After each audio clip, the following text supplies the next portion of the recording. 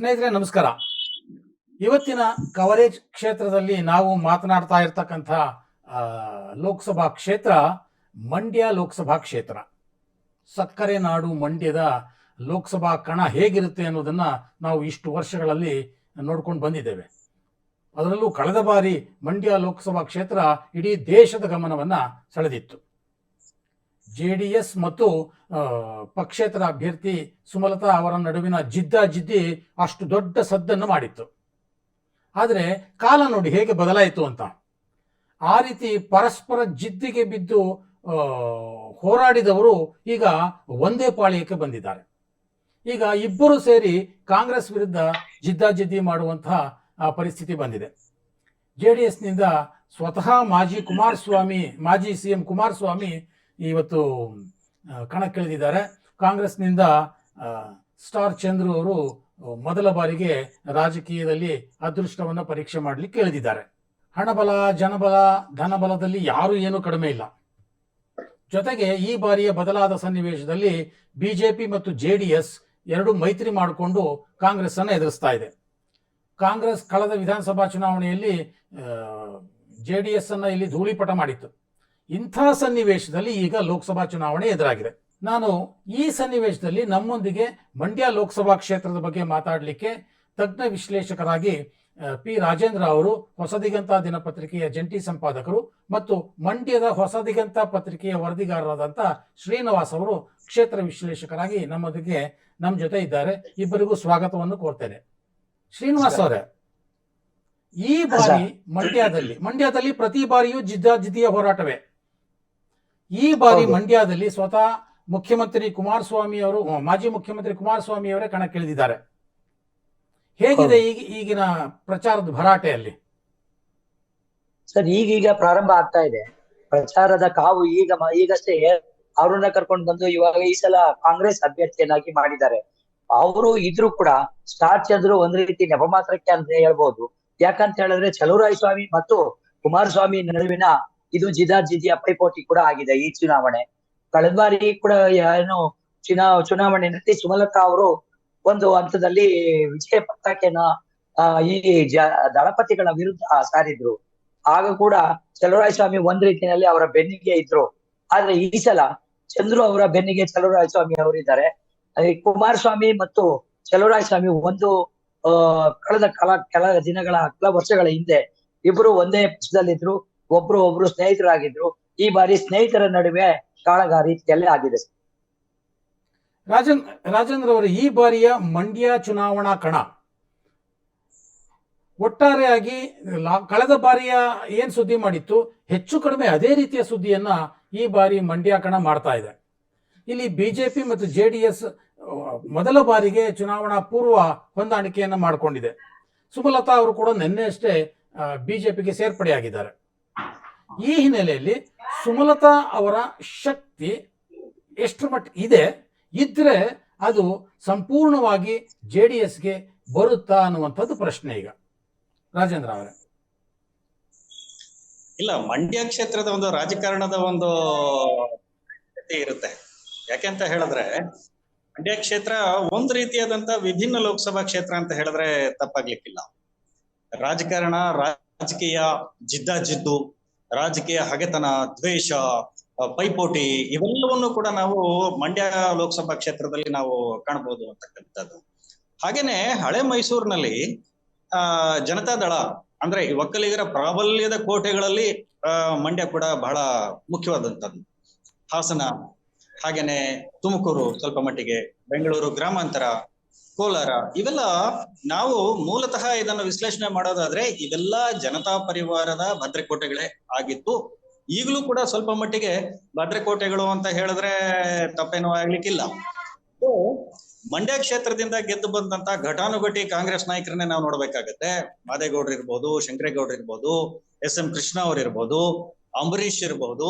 So ಇವರೆಲ್ಲರೂ ಕೂಡ ತಮ್ಮದೇ ಆದಂತಹ ಒಂದು ವರ್ಚಸ್ಸು ಮತ್ತು ಹಿನ್ನೆಲೆ ಮತ್ತೆ ಸಮುದಾಯದ ಬಲದಿಂದ ಮತ್ತೆ ಅವರವರ ಒಂದು ಬುದ್ಧಿಶಕ್ತಿ, ರಾಜಕಾರಣದ ಒಂದು ಚಾಣಾಕ್ಷತನೆಯಿಂದ ಎದ್ದು ಬಂದಂತವ್ರೆ, ಎಮರ್ಜ್ ಆದಂತವ್ರು. ಹಿಂಗಾಗಿ ಇದಕ್ಕೆ ಒಂದು ಸಿನಿಮ್ಯಾಟಿಕ್ ಟಚ್ ಬಂದಿದ್ದು ಕೂಡ ಅಂದ್ರೆ ಅಂಬರೀಷ್ ಅಂತ ನಾವೇನ್ ಹೇಳ್ತೇವೆ, ಅಂಬರೀಷ್ ತದನಂತರ ರಮ್ಯಾ ಅಂತ ಅವ್ರು ಅಲ್ಲಿ ಬಿಡ್ಲಿಕ್ಕೆ ಬರ್ತಾರೆ.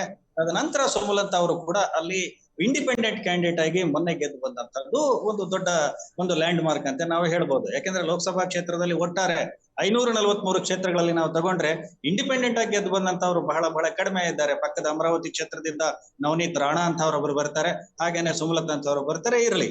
ಆದ್ರೆ ಇದನ್ನು ನಾವು ಪ್ರಸ್ತುತ ಒಂದು ಪರಿಸ್ಥಿತಿನಲ್ಲಿ ನೋಡೋದಾದ್ರೆ ಬಿಜೆಪಿ ಮತ್ತು ಜೆಡಿಎಸ್ ನ ಮೈತ್ರಿ ಇದೆಯಲ್ಲ, ಈ ಮೈತ್ರಿಯಿಂದ ಒಂದು ಹಂತಕ್ಕೆ ಸುಮಲತಾ ಅವರ ಒಂದು ವೈಯಕ್ತಿಕವಾದಂತಹ ಒಂದು ನೆಲೆಯಲ್ಲಿ ಚುನಾವಣೆಗೆ ನಿಲ್ಲುವಂತಹ ಒಂದು ಚಾನ್ಸಸ್ ಕಡಿಮೆ ಆಗ್ತಾ ಹೋಗುತ್ತೆ. ಮತ್ತೆ ಒಕ್ಕಲಿಗರ ಒಂದು ಪ್ರಾಬಲ್ಯದ ನಾಯಕ ಅಂತ ಯಾರು ಅಂದಿಸ್ಕೊಳ್ತಾರೆ, ದೇವೇಗೌಡರ ಕುಟುಂಬ ಮತ್ತೆ ಕುಮಾರಸ್ವಾಮಿ ಮಾಜಿ ಮುಖ್ಯಮಂತ್ರಿ ಅವರ ಕಡೆ ಬಿಜೆಪಿ ವರಿಷ್ಠರು ವಾಲ್ತಾರೆ. ಕೊನೆಗೆ ಮೈತ್ರಿ ಅಭ್ಯರ್ಥಿ ಯಾರು ಅಂತಕ್ಕಂಥದ್ದೇ ಸುಮಾರು ನಾವೆಲ್ಲ ನೋಡಿದ್ವಿ, ಕಳೆದ 1 ತಿಂಗಳ ಮಟ್ಟಿಗೆ ಚರ್ಚೆ ಆಗಿದೆ. ಕೊನೆಯ ಕ್ಷಣದಲ್ಲಿ ಅದು ಕುಮಾರಸ್ವಾಮಿ ಅವರೇ ಇಲ್ಲಿಗೆ ಸೂಕ್ತ ಅಂತ ಇವತ್ತು ತೀರ್ಮಾನ ಆಗಿದೆ. ಯಾವಾಗ ಕುಮಾರಸ್ವಾಮಿ ಅವರು ಇಲ್ಲಿ ಫೀಲ್ಡ್ ಇಳಿದ್ರೋ, ನಮ್ಮ ಶ್ರೀನಿವಾಸ್ ಹೇಳ್ದಂಗೆ ಇದು ಸ್ವಾಮಿ ವರ್ಸಸ್ ಸ್ವಾಮಿನೇ ಆಗುತ್ತೆ ವಿನಃ. ಯಾಕೆ ಅಂತ ಹೇಳಿದ್ರೆ ಇವತ್ತು ಚೆಲುವರಾಯ ಸ್ವಾಮಿ, ಆವತ್ತಿನ ಜನತಾ ಪರಿವಾರದ ಆಪ್ತ ಮಿತ್ರನಾದಂತೆ ಚೆಲುವರಾಯ ಸ್ವಾಮಿ ಇವತ್ತು ಸ್ಟಾರ್ ಚಂದ್ರುಗೆ ಬೆನ್ನಿಗೆ ನಿದ್ದು ಅವರನ್ನು ಗೆಲ್ಲಿಸಿಕೊಂಡು ಬರುವಂತಹ ಕಾಂಗ್ರೆಸ್ಸಿನ ಪ್ರಮುಖ ನಾಯಕ ಮತ್ತೆ ಸಚಿವರು ಕೂಡ ಆಗಿರ್ತಕ್ಕಂಥ ಹಿನ್ನೆಲೆಯಲ್ಲಿ ಇದು ನೇರ ಸ್ಪರ್ಧೆ. ಇದು ಇಡೀ ಕರ್ನಾಟಕದಲ್ಲಿ ಕೊನೆಯ ಕ್ಷಣದವರೆಗೂ ಈವನ್ ಚುನಾವಣೆಯ ಒಂದು ಮತದಾನದ ಹಂತ ಇರಬಹುದು, ಮತದಾನದ ನಂತರ ಉದ್ಭವ ಆಗುವಂತಹ ಮತ ಎಣಿಕೆಯ ಸಮಯ ಇರಬಹುದು, ಕ್ಷಣಕ್ಕೂ ಕುತೂಹಲ ಕೆಳಿಸ್ತಕ್ಕಂಥ ಕ್ಷೇತ್ರ ಅಂತ ಹೇಳ್ಬೋದು ಸ್ವಾಮಿಯವರೇ. ಅಂದ್ರೆ ಇಲ್ಲಿ ಕಳೆದ ಈಗ ಒಂದು 2 ದಿನಗಳ ಹಿಂದೆ DK ಶಿವಕುಮಾರ್ ಅವರು ಮಾತನಾಡ್ತಾ ಹೇಳಿದ್ರು, ನೀವು ಕಳೆದ ವಿಧಾನಸಭಾ ಚುನಾವಣೆಯಲ್ಲಿ ನನ್ನ ಮೇಲೆ ನಂಬಿಕೆ ಇಟ್ಟು ಓಟ್ ಹಾಕಿದ್ದೀರಿ, ನಿಮ್ಮ ನಂಬಿಕೆ ಹುಸಿಯಾಗೋದಿಲ್ಲ, ಈ ಬಾರಿ ನೀವು ಇಲ್ಲಿ ಕಾಂಗ್ರೆಸ್ಗೆನೆ ಮತ ನೀಡಿ, ನಿಮ್ಮ ನಂಬಿಕೆ ಹುಸಿಯಾಗೋದಿಲ್ಲ ಅನ್ನುವಂಥ ಮಾತನ್ನ ಹೇಳೋದ್ರ ಮುಖಾಂತರ ಒಂದು ಸಂದೇಶವನ್ನು ಕೊಟ್ಟರು. ಅದು ಇಡೀ ಜನತೆಗೆ ಗೊತ್ತಿದೆ. ಇಲ್ಲಿ ಗೆಲ್ಲೋದ್ರ ಮುಖಾಂತರ ನಾನು ಮುಖ್ಯಮಂತ್ರಿ ಆಗ್ತೀನಿ, ನಿಮ್ಮ ಆ ನಂಬಿಕೆ ಹುಸಿಯಾಗೋದಿಲ್ಲ ಅನ್ನುವಂಥ ಸಂದೇಶವನ್ನು ಅವರು ಪರೋಕ್ಷವಾಗಿ ಕೊಟ್ಟರು. ಅಂದ್ರೆ ಮಂಡ್ಯ ಕ್ಷೇತ್ರದಲ್ಲಿ ಯಾರು ಗೆಲ್ತಾರೋ ಅವರು ಇಡೀ ಒಕ್ಕಲಿಗರ ಕೋಟೆಗೆ ಅನಭಿಷಕ್ತ ದೊರೆ ಆಗ್ತಾರೆ ಅನ್ನುವಂಥ ಮಾತುಗಳು ಬಹಳ ಹಿಂದಿನಿಂದ ಕೇಳಿ ಬರ್ತಾ ಇದೆ. ಈ ವಿಚಾರದಲ್ಲಿ ಕಾಂಗ್ರೆಸ್, ಅದರಲ್ಲೂ ಮುಖ್ಯವಾಗಿ DK ಶಿವಕುಮಾರ್ ಯಾವ ರೀತಿ ಪ್ರಯತ್ನವನ್ನು ನಡೆಸಿದ್ದಾರೆ ಅಂತ ರಾಜೇಂದ್ರ ಅವರೇ?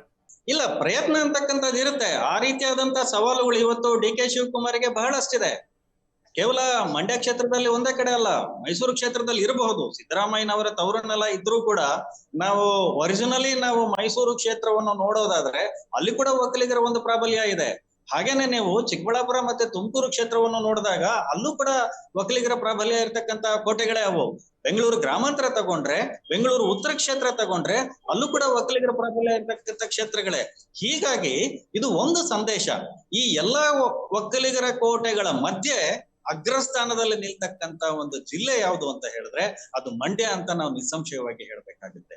ಯಾಕೆಂತ ಹೇಳಿದ್ರೆ ಇದುವರೆಗೆ ಮಂಡ್ಯ ಜಿಲ್ಲೆಯ ಒಂದು ಜನರು ಯಾವತ್ತೂ ಕೂಡ ಹೆಚ್ಚು ನೀವು ಚುನಾವಣೆಯ ಒಂದು ಇದನ್ನು ನೋಡಿದಾಗ, ನೀವು ಹಿನ್ನೆಲೆ ಮತ್ತೆ ಒಂದು ಅಂಕಿಅಂಶಗಳನ್ನು ನೋಡಿದಾಗ ಅವರು ಸಾಲಿಡ್ ಆಗಿ JDS ಮತ್ತೆ ಜನತಾ ದಳದ ದೇವೇಗೌಡರ ಕುಟುಂಬಕ್ಕೆ ಅವರ ಹೆಚ್ಚಿನ ಒಂದು ಒಲವು ತೋರಿರ್ತಕ್ಕಂಥ ನಮಗೆ ಕಾಣ್ತಾ ಇದೆ. ನಾವು ಅಲ್ಲಿ ಬಿಜೆಪಿಯ ಒಂದು ಇಷ್ಟೊತ್ತಿಗೆ ಒಂದು ಫುಟ್ ಪ್ರಿಂಟ್ಸ್ ಇನ್ನು ಸ್ಟ್ರಾಂಗ್ ಆಗ್ಬೇಕಾಗಿತ್ತು. ಅದನ್ನು ಪ್ರಯತ್ನ ನಮ್ಮವರು ಬಿಜೆಪಿ ಇವರು ನಾಯಕರು 10 ವರ್ಷಗಳಿಂದ ಮಾಡ್ತಾನೆ ಇದ್ದಾರೆ. ಅದನ್ನು ಕನ್ಸಾಲಿಡೇಟ್ ಮಾಡ್ಕೊಳ್ಳಕ್ಕೆ ಅವರಿಗೆ ಸಾಧ್ಯ ಆಗ್ಲಿಲ್ವೇನೋ ಅಂತ ನನಗೆ ಅನ್ನಿಸ್ತಾ ಇದೆ. ಯಾಕೆಂತ ಹೇಳಿದ್ರೆ ಅಲ್ಲಿ ಬಿಜೆಪಿಯನ್ನು ಒಂದು ಪ್ರಭಾವಿಕಾರಿ ಮಟ್ಟದಲ್ಲಿ ನಿಲ್ಲಿಸ್ತಕ್ಕಂತ ಒಂದು ರೀತಿಯಲ್ಲಿ ಸ್ಟ್ರೆಂಥನ್ ಮಾಡುವಂತ ರೀತಿಯಲ್ಲಿ ಸಾಧ್ಯವೇ ಆಗ್ಲಿಲ್ವೇನೋ. ಯಡಿಯೂರಪ್ಪ ಅಂತ ಅವರು ಕೂಡ ಟ್ರೈ ಮಾಡಿದ್ರು, ಆಗ್ಲಿಲ್ಲ. ಅದಕ್ಕೋಸ್ಕರನೇ ಈಗ ಪ್ರಾಯಶಃ ಈ ಬಿಜೆಪಿ ಮತ್ತು JDS ಒಂದು ಮೈತ್ರಿ ಏನಿದೆ ಅಲ್ಲಿ ಒಂದು ರಾಜಕೀಯ ಒಂದು ಚಾಣಾಕ್ಷತನ ಮತ್ತು ದೂರದರ್ಶಿತ್ವ ಕೂಡ ಇದೆ ಅಂತ ನಾವು ಅಂದಬಹುದು. ನಿನ್ನೆಯ ಒಂದು ಬೆಳವಣಿಗೆಯನ್ನು ನಾವು ಕಂಡಾಗ ಸುಮಲತಾ ಅವರು ಇವತ್ತು ಬಿಜೆಪಿಗೆ ಸೇರಿದ್ದಾರೆ. ಸುಮಲತಾ ಅವರು ಯಾರು?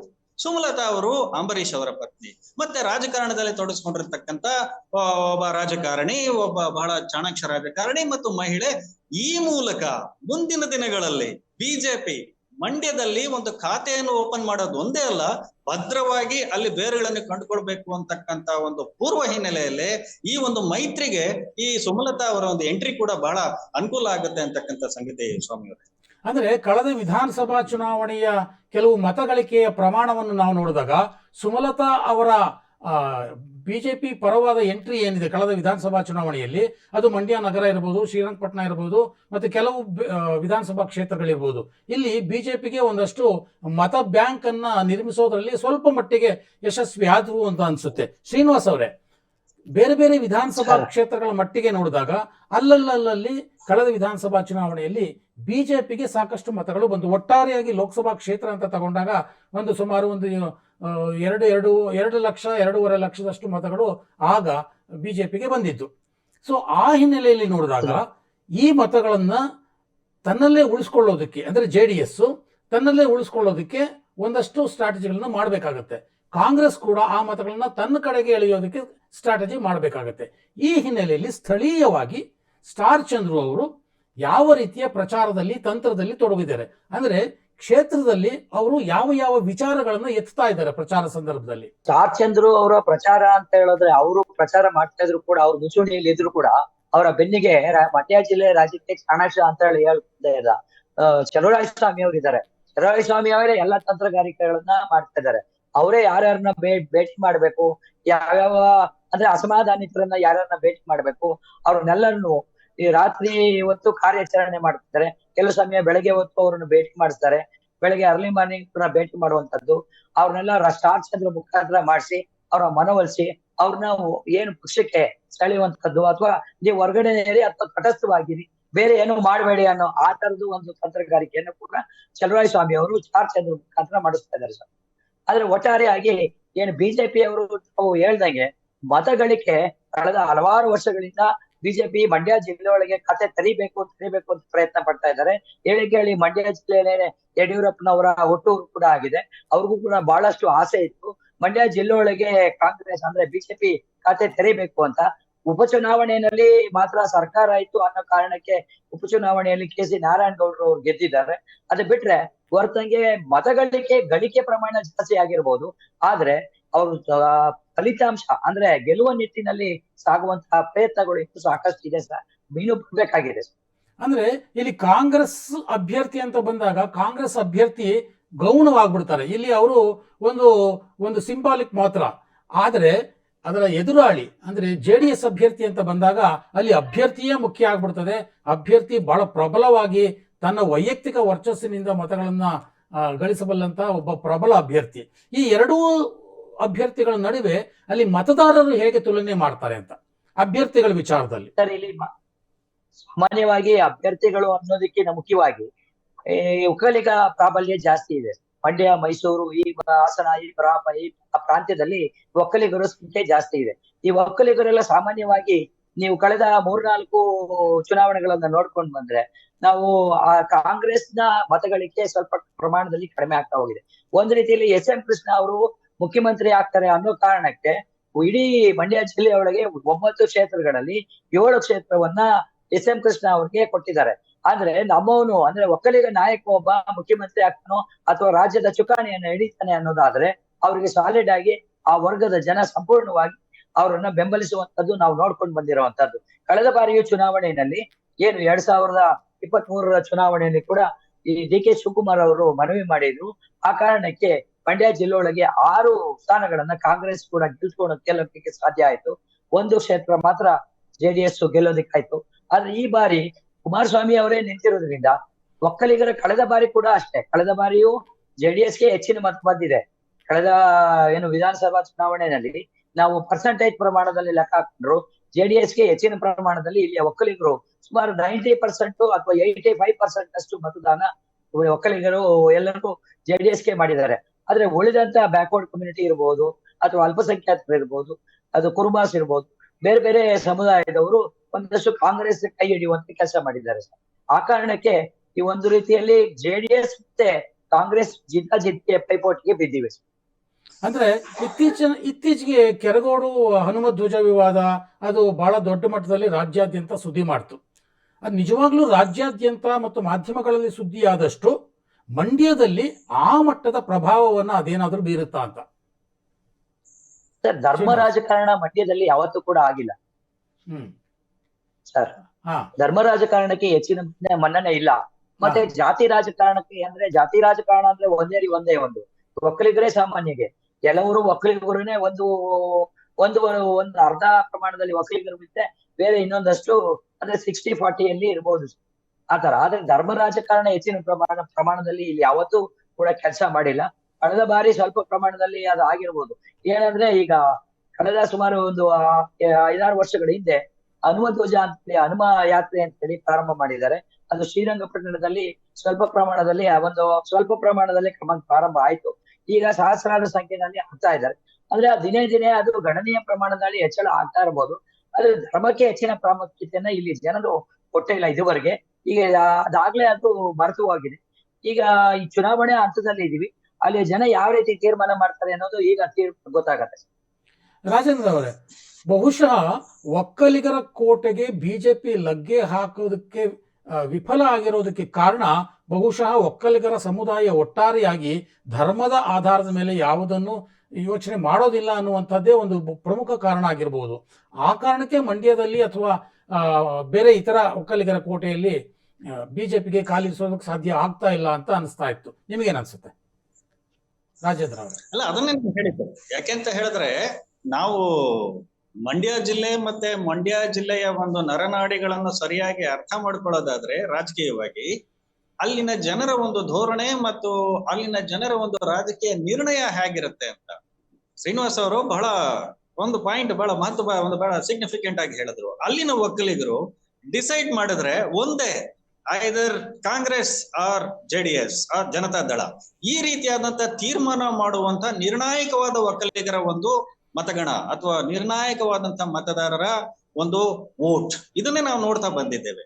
ಹೀಗಾಗಿ ಇಲ್ಲಿ ಭಾರತೀಯ ಜನತಾ ಪಕ್ಷದಂತಹ ಒಂದು ಕಾಂಗ್ರೆಸ್ ಪಕ್ಷ ಅಂತ ಹೇಳಿದ್ರೆ ಅದಕ್ಕೆ ಸ್ವಾತಂತ್ರ್ಯದ ಹಿನ್ನೆಲೆ, ಸ್ವಾತಂತ್ರ್ಯ ಹೋರಾಟದ ಹಿನ್ನೆಲೆ ಇವೆಲ್ಲ ಅಲ್ಲಿ ಫುಟ್ ಪ್ರಿಂಟ್ಸ್ ಇರೋದ್ರಿಂದ ಇವತ್ತು ಕಾಂಗ್ರೆಸ್ಸಿನ ಬೇರುಗಳು ಅಲ್ಲಿ ಭದ್ರವಾಗಿದೆ ಅಥವಾ ಇದೆ ಅಂತ ಹೇಳ್ಬೋದು. ಆದ್ರೆ 80ರ ದಶಕದಲ್ಲಿ ಹುಟ್ಟಿದಂತಹ ಭಾರತೀಯ ಜನತಾ ಪಕ್ಷ ಏನಿದೆ, ಭಾರತೀಯ ಜನತಾ ಪಕ್ಷಕ್ಕೆ ಕಾಂಗ್ರೆಸ್ಸಿನ ಒಂದು ಭದ್ರ ನೆಲೆಗಳನ್ನು ತಿರುಗಿಸುವಂತಹ ರೀತಿಯಲ್ಲಿ ಅಲ್ಲಿ ಪೆನಿಟ್ರೇಟ್ ಆಯ್ತಾ ಅಂತಕ್ಕಂಥದ್ದು ಇಲ್ಲಿ ಪ್ರಮುಖವಾದಂತಹ ಪ್ರಶ್ನೆ ಬರುತ್ತೆ. ಸೊ ಹೀಗಾಗಿ ಇದನ್ನು ನೋಡಿದಾಗ ಒಕ್ಕಲಿಗರು ಎಲ್ಲೋ ಒಂದು ಕಡೆ ಅವ್ರು ಇನ್ನೂ ಕೂಡ ಜನತಾದಳ ಮತ್ತೆ ಈ ರೀತಿಯಾದಂತಹ ಒಂದು ಸೆಕ್ಯುಲರ್ ಫೋರ್ಸಸ್ ಕಡೆನೆ ಹೆಚ್ಚಿನ ಒಂದು ಒಲವು ತೋರ್ತಾ ಇದ್ದಾರೆ ವಿನಃ ಅವರು ಹೆಚ್ಚಿನ ಮಟ್ಟಿಗೆ ಭಾರತೀಯ ಜನತಾ ಪಕ್ಷದ ಸಿದ್ಧಾಂತ ಮತ್ತು ಪ್ರಣಾಳಿಕೆ ಮತ್ತೆ ಇವು ಏನಿದೆ, even Modi factor for the matter, ಇವೆಲ್ಲವೂ ಕೂಡ ಅಲ್ಲಿ ಬೇರೆ ಕಡೆ ಆಗ್ತಾ ಇರತಕ್ಕಂತ ಒಂದು ಇಂಪ್ಯಾಕ್ಟ್ ನಾವು ಅಲ್ಲಿ ಕಾಣ್ತಾ ಇಲ್ಲ. ಅದು ಮುಂದೆ ಕಾಣ್ತೀವೋ ಇಲ್ವೋ ಗೊತ್ತಿಲ್ಲ. ಅದಕ್ಕೆ ಬಿಜೆಪಿ ವರಿಷ್ಠರು ಬಹಳ ಇದನ್ನು ಚಾಲೆಂಜಿಯಸ್ ಆಗಿ ಯಾಕೆ ತಗೊಂಡ್ರು ಅಂತ ಹೇಳಿದ್ರೆ, ಥ್ರೂ ಸುಮಲತಾ ಅಂಬರೀಶ್ ರಾದರ್ ಮುಂದಿನ ದಿನಗಳಲ್ಲಿ ಇದನ್ನು ತಮ್ಮ ತೆಕ್ಕೆಗೆ ತೆಗೆದುಕೊಳ್ತಕ್ಕಂತ ಒಂದು ಪ್ರಯತ್ನದಲ್ಲಿ ಮೊಟ್ಟ ಮೊದಲ ಹೆಜ್ಜೆಯಾಗಿ ನಿನ್ನೆ ಪ್ರಾರಂಭ ಆಗಿದೆ. ಸುಮಲತಾ ಅವರು ಬಿಜೆಪಿಗೆ ಎಂಟ್ರಿ ಆಗಿದ್ದಾರೆ. ಮುಂದಿನ ದಿನಗಳಲ್ಲಿ ಬಿಜೆಪಿಗೆ ಮಂಡ್ಯ ಯಾವ ರೀತಿ ಸ್ಪಂದಿಸುತ್ತೆ ಅಂತಕ್ಕಂಥದ್ದು ನಾವು ಕಾದು ನೋಡ್ಬೇಕು. ಈಗ ಸುಮಲತಾ ಅವರೇನೋ ಬಿಜೆಪಿಗೆ ಎಂಟ್ರಿ ಕೊಟ್ಟಿದ್ದಾರೆ, ಬಿಜೆಪಿಯ ಪರವಾಗಿ ಕೆಲಸ ಮಾಡ್ತಾರೆ. ಆದರೆ ಕಳೆದ ಬಾರಿಯ ಚುನಾವಣೆಯಲ್ಲಿ ಯಾರ ವಿರುದ್ಧ ಜಿದ್ದಾಜಿದ್ದಿನ ಸೆಣಸಾಟ ನಡೆಸಿದ್ರೋ ಇವತ್ತು ಅವರ ಜೊತೆಯಲ್ಲೇ ಪಕ್ಕದಲ್ಲಿ ವೇದಿಕೆಯಲ್ಲಿ ನಿಂತುಕೊಂಡು ಅವರ ಪರವಾಗಿ ಮತ ಕೇಳುವಂತಹ ಪರಿಸ್ಥಿತಿಗೆ ಸುಮಲತಾ ಅವರು ಬಂದಿದ್ದಾರೆ. ನಾನು ಶ್ರೀನಿವಾಸ್ ಅವರು ಕೇಳೋದಿಷ್ಟೇ, ಶ್ರೀನಿವಾಸ್, ಈ ಇಬ್ಬರು ನಾಯಕರು ಅಂದ್ರೆ ಸುಮಲತಾ ಅವರನ್ನ ಕುಮಾರಸ್ವಾಮಿ ಅವರು ಭೇಟಿ ಮಾಡಿದ್ರು, ಒಂದು ಸೌಹಾರ್ದಯುತವಾಗಿ ಭೇಟಿ ನಡೀತು, ಎಲ್ಲ ಆಯ್ತು. ಆದರೆ ಇಬ್ಬರೂ ನಾಯಕರು ಮಂಡ್ಯ ಕ್ಷೇತ್ರಕ್ಕೆ ಬಂದು ಒಂದೇ ವೇದಿಕೆಯ ಮೇಲೆ ನಿಂತಾಗ ಮತ ಕೇಳಿದಾಗ ಅಲ್ಲಿನ ಮತದಾರರ ಪ್ರತಿಕ್ರಿಯೆ ಹೇಗಿರಬಹುದು? ರಾಜಕೀಯದಲ್ಲಿ ಏನ್ ಬೇಕಾದ್ರೆ ಆಗ್ಬೋದು, ಬೆಳಗ್ಗೆ ಅಥವಾ ನಾಳೆ ಸಂಜೆ ಅಥವಾ ಬೆಳಗ್ಗೆ ಏನ್ ಬೇಕಾದ್ರೆ ಆಗ್ಬೋದು. ಆ ತರದ ವಾತಾವರಣ ಈಗ ಮಂಡ್ಯ ಜಿಲ್ಲೆ ಒಳಗೆ ಪ್ರಾರಂಭವಾಗಿದೆ. ಮಂಡ್ಯ ಜಿಲ್ಲೆನಲ್ಲಿ ಏನು ಈ ನಾಯಕರು ಒಂದ್ ರೀತಿನಲ್ಲಿ ಅವರು ಹೊಂದಾಣಿಕೆ ಆಗ್ಬಿಡ್ತಾರೆ, ಆದ್ರೆ ಕಾರ್ಯಕರ್ತರು ಹೊಂದಾಣಿಕೆ ಆಗೋದು ಸ್ವಲ್ಪ ಕಷ್ಟದ ವಿಚಾರ. ಇಲ್ಲಿ ಕಾರ್ಯಕರ್ತರು ಅವ್ರ ಮನ್ಸೊಳಗೆ ಅವರು JDS ಅಥವಾ ಕಾಂಗ್ರೆಸ್ ಅಂತ ಬಂದಾಗ ಇವರು ಸುಮಲತಾ ಅಥವಾ ಏನು ಕುಮಾರಸ್ವಾಮಿ ಅವರು ಅಂತ ಇರ್ಬೋದು. ಆದ್ರೆ ಕುಮಾರಸ್ವಾಮಿ ಅವರ ಪರವಾಗಿರುವಂತರು ಕುಮಾರಸ್ವಾಮಿ ಅವರಿಗೆ ಇರ್ತಾರೆ. ಸುಮಲತಾ ಪರವಾಗಿರೋರು ಕುಮಾರಸ್ವಾಮಿ ಪರವಾಗಿ ಬರೋದಿಕ್ಕೆ ಸ್ವಲ್ಪ ಸಮಯ ಹಿಡಿಬಹುದು ಅನ್ನೋದು ಒಂದು ಅಭಿಪ್ರಾಯ ಆಗಿದೆ ಸರ್. ಅಂದ್ರೆ ಅಭ್ಯರ್ಥಿಗಳು ಇಲ್ಲಿಗೆ ಗೌಣ ಅಂದ್ರೂ ಕೂಡ ಅಭ್ಯರ್ಥಿಗಳು ಮತದಾರರ ಮತವನ್ನ ಕೇಳೋ ಸಂದರ್ಭದಲ್ಲಿ ನಾನು ಈ ಕ್ಷೇತ್ರಕ್ಕೆ ಇಂತಿಂತಹ ಕೆಲಸಗಳನ್ನು ಮಾಡ್ತೇನೆ ಅನ್ನುವಂಥದ್ದನ್ನ ಒಂದು ವಾಡಿಕೆಗಾದ್ರೂ ಹೇಳಬೇಕಾಗತ್ತೆ. ಇಲ್ಲಿ ಅಭ್ಯರ್ಥಿಗಳು ಗೌಣ ಅಂತ ಅನ್ಸಿದ್ರು ಕೂಡ ಆ ರೀತಿಯ ಇಂತಿಂತ ಕೆಲಸಗಳನ್ನ ಮಾಡ್ತೇನೆ ಅನ್ನುವಂತ ಅಭ್ಯರ್ಥಿಗಳು ಸ್ಟಾರ್ ಚಂದ್ರ ಇರ್ಬೋದು, ಕುಮಾರಸ್ವಾಮಿ ಅವರಂತೂ ದೊಡ್ಡ ಮಟ್ಟದಲ್ಲಿ ಮುಖ್ಯಮಂತ್ರಿ ಆಗಿದ್ದವರು, ಅವರು ದೊಡ್ಡ ದೊಡ್ಡ ಯೋಜನೆಗಳನ್ನು ತಂದೆ ಅಂತ ಕಳೆದ ಚುನಾವಣೆ ಸಂದರ್ಭದಲ್ಲೂ ಹೇಳ್ತಾ ಬಂದರು. ಆದರೆ ಸ್ಟಾರ್ ಚಂದ್ರ ಅವರು ಮತದಾರರಿಗೆ ಯಾವ ರೀತಿ ಭರವಸೆಯನ್ನು ಕೊಡ್ತಾ ಇದ್ದಾರೆ ಶ್ರೀನಿವಾಸ್? ಸರ್ ಭರವಸೆ ಅನ್ನೋದಕ್ಕಿಂತ ಮುಖ್ಯವಾಗಿ ನಾನು ಆಗ್ಲೇ ಹೇಳ್ದಂಗೆ ಪ್ರಸ್ತಾಪ ಮಾಡೋದಂಗೆ ನಮ್ಮವನೊಬ್ಬ ಒಂದು ಚುಕ್ಕಾಣಿ ಹಿಡಿತಾನೆ ಅನ್ನೋದಾದ್ರೆ ಅದನ್ನ ಮಾತ್ರ ಇಲ್ಲಿ ಜನ ಗಮನ ತಗೊಳ್ತಾರೆ. ಕಳೆದ ಬಾರಿ ಕಾಂಗ್ರೆಸ್ ಗ್ಯಾರಂಟಿ ಯೋಜನೆಗಳನ್ನ ಕೊಟ್ಟಿತ್ತು. ಆದ್ರೆ ನಮ್ಮಲ್ಲಿ ಆಯ್ಕೆ ಆಗಿರುವಂತದ್ದು ಅಂತರಗಳನ್ನ ನಾವು ನೋಡ್ಕೊಂಡಾಗ ಮಂಡ್ಯದ ರವಿಕುಮಾರ್ ಅವರು ಕೇವಲ 1800 ಮತಗಳಿಂದ ಆಯ್ಕೆ ಆಗ್ತಾರೆ. ಇನ್ನು ಚಲುವರಾಯಸ್ವಾಮಿ ಅವರು 3000 ಮತಗಳಿಂದ ಆಯ್ಕೆ ಆಗ್ತಾರೆ. ಹಾಗೆ ಮಳವಳ್ಳಿಯ ನರೇಂದ್ರ ಸ್ವಾಮಿ ಅವರು ಸ್ವಲ್ಪ ಜಾಸ್ತಿ ಬಿಟ್ರೆ ಮಿಕ್ಕವರೆಲ್ಲರೂ ಕಡಿಮೆ ಅಂತರದಿಂದಲೇ ಗೆಲುವು ಸಾಧಿಸಿರುವಂತದ್ದು ನಾವು ನೋಡ್ಬೋದು. ಆದ್ರೆ ಇಲ್ಲಿ ಅವರು ಕೊಟ್ಟಂತ ಆಶ್ವಾಸನೆಗಳು ಹೆಚ್ಚು ಪರಿಣಾಮ ಬೀರಲ್ಲ. ಆದ್ರೆ ಅವರ ವ್ಯಕ್ತಿಗತವಾಗಿ ಅವರು ನಾಯಕರು ಅಂತ ಹೇಳಿ ನಮ್ಮಲ್ಲಿ ಜನ ಅಥವಾ ಕಾರ್ಯಕರ್ತರು ಮತದಾರರು ಒಪ್ಕೊಂಡಾಗ ಅವ್ರನ್ನ ಸಹಜವಾಗಿ ಬೆಂಬಲಿಸುವಂತದ್ದು ನಾವು ನೋಡ್ಕೊಂಡು ಬಂದಿರುವಂತದ್ದು. ಅಂದ್ರೆ ಕಳೆದ ಚುನಾವಣೆಯಲ್ಲಿ ಜನತಾದಳವೇ ಅತಿ ಹೆಚ್ಚು ಪರ್ಸೆಂಟೇಜ್ ಮತಗಳನ್ನ, JDS ಪರ್ಸೆಂಟೇಜ್ ಮತಗಳನ್ನ ಹೆಚ್ಚು ತಗೊಳ್ತು ಅಂತದ್ದು ನೋಡಿದಾಗ ಆ ಚುನಾವಣೆಯಲ್ಲಿ ಕಾಂಗ್ರೆಸ್ ಗ್ಯಾರಂಟಿಗಳನ್ನ ಎಷ್ಟರ ಮಟ್ಟಿಗೆ ಬಿಂಬಿಸಿತ್ತು, ಆಗಲೇ ಜನತಾದಳ ಹೆಚ್ಚಿನ ಮತಗಳನ್ನು ತಗೊಳ್ತು. ಆದರೆ ಈಗ ಲೋಕಸಭಾ ಚುನಾವಣೆಯಲ್ಲಿ ಮತದಾರರ ಚಿಂತನೆಗಳು ಬೇರೆ ಆಗ್ತವೆ. ಅಂದ್ರೆ ಇದು ಭಾರತಕ್ಕೋಸ್ಕರ ನಡೀತಾ ಇರುವಂತಹ ಒಂದು ಚುನಾವಣೆ, ಭಾರತದ ಭವಿಷ್ಯಕ್ಕಾಗಿ ನಡೆಯುತ್ತಿರತಕ್ಕಂಥ ಚುನಾವಣೆ, ಮುಂದಿನ ಪ್ರಧಾನಿ ಯಾರು ಅಂತ ನಿರ್ಧರಿಸಬೇಕಾದಂಥ ಚುನಾವಣೆ. ಹಾಗಾಗಿ ಈ ಕಾಂಗ್ರೆಸ್ ಗ್ಯಾರಂಟಿಗಳು ಮತ್ತೆ ಇಲ್ಲಿ ಮೋದಿ ಗ್ಯಾರಂಟಿ ವಿರುದ್ಧ ಮತ್ತೆ ಪುಟಿದೆದ್ದೋಳು ರೀತಿಯಲ್ಲಿ ಮಾಡೋದಕ್ಕೆ ಸ್ಥಳೀಯವಾಗಿ ಕಾಂಗ್ರೆಸ್ ಕಾರ್ಯಕರ್ತರು ಯಾವ ರೀತಿಯ ಸ್ಟ್ರಾಟಜಿಗಳನ್ನು ಮಾಡಬಹುದು? ಸರ್, ಒಂದು ಈಗ ಮೋದಿಯವರ ಏನು ಸ್ಟ್ರಾಟಜಿ ಏನಿದೆ, ಮೋದಿಯವರ ಹೆಸರಿನ ಮೇಲೆ ನಡೆಯುವಂತ ಚುನಾವಣೆಯಲ್ಲಿ ಸ್ವಲ್ಪ ಭಾಗ ಯಂಗ್ಸ್ಟರ್ಸ್, ಹೊಸ ಮತದಾರರು ಅಥವಾ ಹೊಸ ಯಂಗ್ಸ್ಟರ್ಸ್ ಸ್ವಲ್ಪ ಮಟ್ಟಿಗೆ ಅವರ ಪರವಾಗಿ ಮತಗಳನ್ನ ಹಾಕಬಹುದು.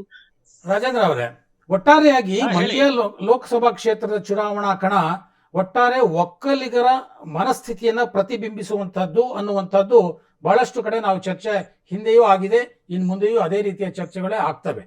ಹಾಗಾಗಿ ಕರ್ನಾಟಕದಲ್ಲಿ ಮಂಡ್ಯ ಚುನಾವಣಾ ಫಲಿತಾಂಶದ ನಂತರ ಬಿಜೆಪಿ ಹೇಗೆ ಮಂಡ್ಯದಲ್ಲಿ ತನ್ನ ಸ್ಥಾನವನ್ನು ಭದ್ರಪಡಿಸಿಕೊಳ್ಳಬಹುದು ಅಂತ ನಿಮ್ಗನ್ಸುತ್ತೆ? ಒಂದು, ಇದು ನೋಡ್ಬೇಕು, ಇದು testing time for BJP and also for Janata Dal ಅಂತ ನಾನು ಹೇಳ್ಬೋದು. JDS for the ಮೈಟಮ್.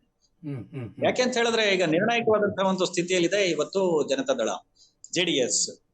ಹಾಗಾಗಿ ಅವರು ಮೈತ್ರಿಗಾದ್ರೂ ಯಾಕೆ ಒಪ್ಕೊಂಡ್ರು ಅಂತಕ್ಕಂಥದ್ದು ಕೂಡ ನೀವು ಆಲೋಚನೆ ಮಾಡಬೇಕಾಗುತ್ತೆ. ನಾವು ಇವತ್ತು ಬಿಜೆಪಿ ಅಂತ ಒಂದು ಪಕ್ಷದ ಜೊತೆ ಕೈ ಜೋಡಿಸಿದ್ದಾದ್ರೂ ಯಾಕೆ ಅಂತಕ್ಕಂಥ ಪ್ರಶ್ನೆ ಇದೆ.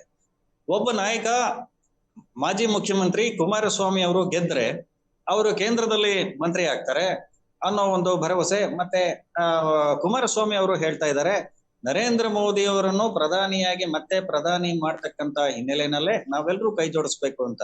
ಈ ಮಾತನ್ನು ಕೂಡ ಗಟ್ಟಿಯಾಗಿ ದೇವೇಗೌಡರು ಹೇಳ್ತಾ ಇದ್ದಾರೆ. ಇದಕ್ಕೆ ಅಲ್ಲಿನ ಮತದಾರರು ಸ್ಪಂದಿಸ್ತಾರೆ ಅಂತಕ್ಕಂಥದ್ದನ್ನು ನಾವು ಕಾದ್ ನೋಡ್ಬೇಕಾಗಿದೆ. ಕುಮಾರಸ್ವಾಮಿ ಅವರಿಗೆ ಒಂದು ವೇಳೆ ಇದು ಕುಮಾರಸ್ವಾಮಿ ವರ್ಸಸ್ DK ಶಿವಕುಮಾರ್ ಕೂಡ ಆಗತ್ತೆ ಅಂತ ನಾವು ಹೇಳಬೇಕು. ಈಗ ಚಲುವರಾಯಸ್ವಾಮಿ ವರ್ಸಸ್ ಕುಮಾರಸ್ವಾಮಿ ಹೆಂಗಾಗಿದ್ಯೋ ಹಾಗೇನೆ ಕುಮಾರಸ್ವಾಮಿ ವರ್ಸಸ್ DK ಶಿವಕುಮಾರ್ ಅಂತ ಹೇಳಿದ್ರು ಕೂಡ ತಪ್ಪಾಗ್ಲಿಕ್ಕಿಲ್ಲ. ಇಲ್ಲಿ ಮತದಾರರ ಮುಂದೆ ಇರತಕ್ಕಂತ ಪ್ರಶ್ನೆ ಇಷ್ಟೇ, ನಾವು ಕೊಡುವಂತಹ ಮತ ನಾಳೆ ಶಿವಕುಮಾರ್ ಅವರನ್ನು ಮುಖ್ಯಮಂತ್ರಿ ಆಗ್ಲಿಕ್ಕೋ ಅಥವಾ ನಾವು ಕೊಡುವಂತಹ ಒಂದು ಮತ ಕುಮಾರಸ್ವಾಮಿ ಅವರನ್ನು ಕೇಂದ್ರ ಸರ್ಕಾರಕ್ಕೆ ಕಳಿಸ್ಲಿಕ್ಕೋ ಅಂತಕ್ಕಂಥದ್ದು. ಹೀಗಾಗಿ ಇದು ಜನತಾದಳದ ಅಳಿವು ಉಳಿವಿನ ಪ್ರಶ್ನೆ. ಮತದಾನದ ನಿರ್ಣಯ ಫಲಿತಾಂಶ ನಮಗೆ ಯಾವ ರೀತಿ ಒಂದು ವೇಳೆ ಬಿಜೆಪಿ ಮತ್ತೆ JDS ಅಭ್ಯರ್ಥಿಗೆ ಹಿನ್ನಡೆಯಾದರೆ ಜನತಾದಳದ ಭವಿಷ್ಯ ಇನ್ನೂ ಮಂಕಾಗುತ್ತೆ ಅಂತ ನಾವು ಹೇಳ್ಬೇಕಾಗುತ್ತೆ. ಕಾಂಗ್ರೆಸ್ ಅಭ್ಯರ್ಥಿಯ ಒಂದು ಕೈ ಮೇಲಾದ್ರೆ ಅದು ಜನತಾದಳ ಬಹಳ ಗಂಭೀರವಾಗಿ ಆಲೋಚನೆ ಮಾಡುವಂತ ಪರಿಸ್ಥಿತಿ ಬರುತ್ತೆ.